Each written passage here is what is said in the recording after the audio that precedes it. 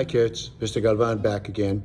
I'm going to read to you chapter 10 out of Bandit's Moon. This is a long chapter, so dig in. The Third Fiddler. If Bedbud mounted up to chase after us, we saw neither hide nor hair of a posse. We got a fair head start, and Joaquin's horse was swift and powerful. After all, I know the man had got second thoughts about hanging a child and had no heart for the chase. "So you're a girl," said Joaquin finally. I was riding behind him, hanging onto his sash under his coat where he stuck his pistols and knife. I couldn't tell whether he was angry or bemused. After all, I had hoaxed him, and it wouldn't surprise me if he had shot men for less. "You almost got me hanged," I exclaimed. "Would that be such a great loss?" "It would be to me." "Huh, gringo. You didn't even thank me for saving your life." "Don't call me gringo. My name is Annie Rose, and of course I thank you."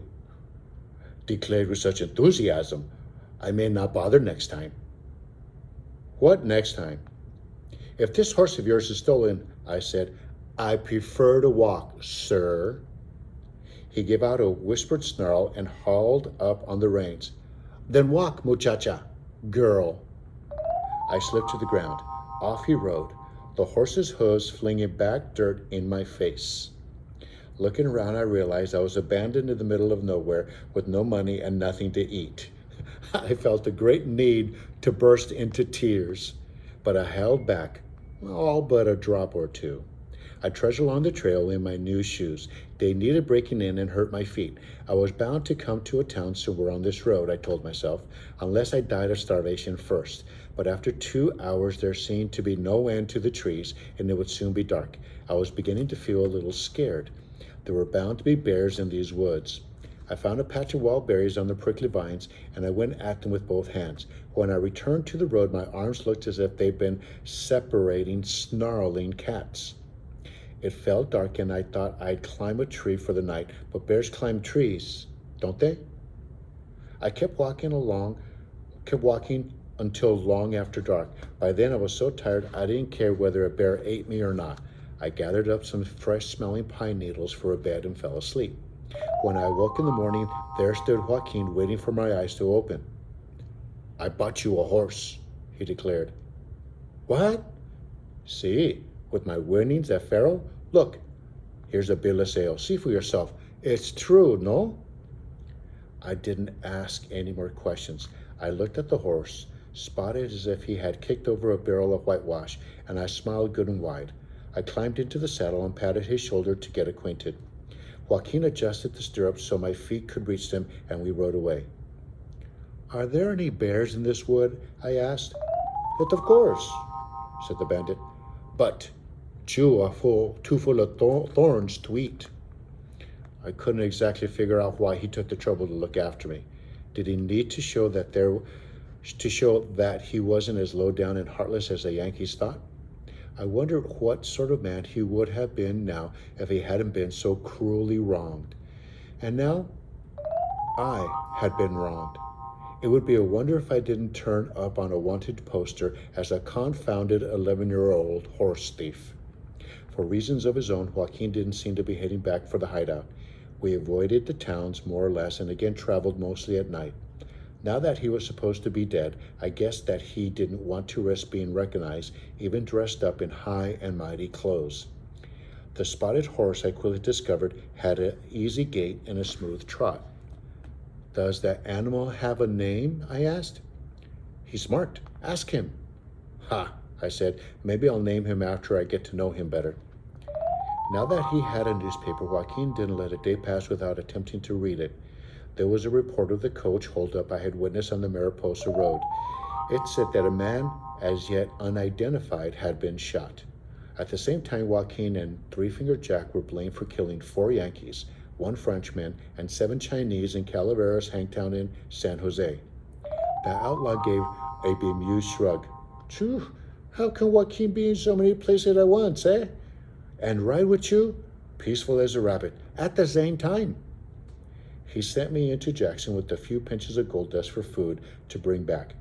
I stuck my head in the barber shop to see if I could turn up any news on my brother. All that my questions produced were a couple of shrugs. I heard no one talking about the demise of the great outlaw, so it was clear that the news hadn't yet traveled this far. I was able to buy half a loaf of bread, some dried peaches, and 2 cans of sardines. I was riding back when I saw 2 whiskered miners in front of their split-board shanty, seated at wax music stands and playing fiddles. I stopped and sat on my horse and listened. The music thrilled me. I thought it must be a Beethoven duet they were playing, or was it Haydn? For the first time I realized how desperately I missed my instrument. The miners turned out to be professors of music from Boston who'd run off to the gold rush. They couldn't help noticing that they had an audience and seemed to play with a little more fire. When they came to an end, one of them gave me a welcoming wave of his bow. "Stay a while. You like Mozart? Is that who you were playing?" No doubt it sounded somewhat lame. It's transcribed for 3 instruments, but there are only 2 of us.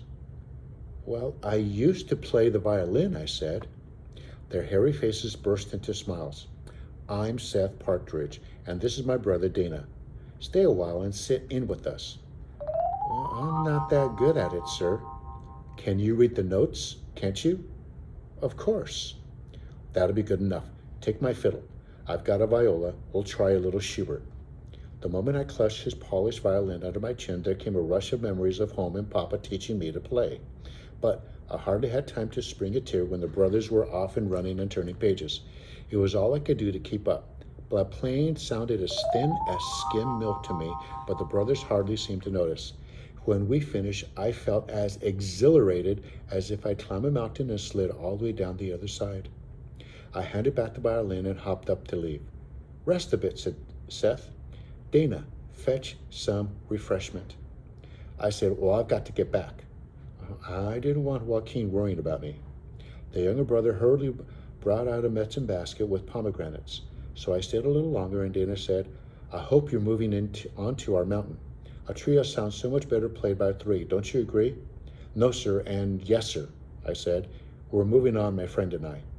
Seth frowned. "Well, if you don't move too far, we'll pay you in a couple of pinches of gold dust to sit in with us when we can.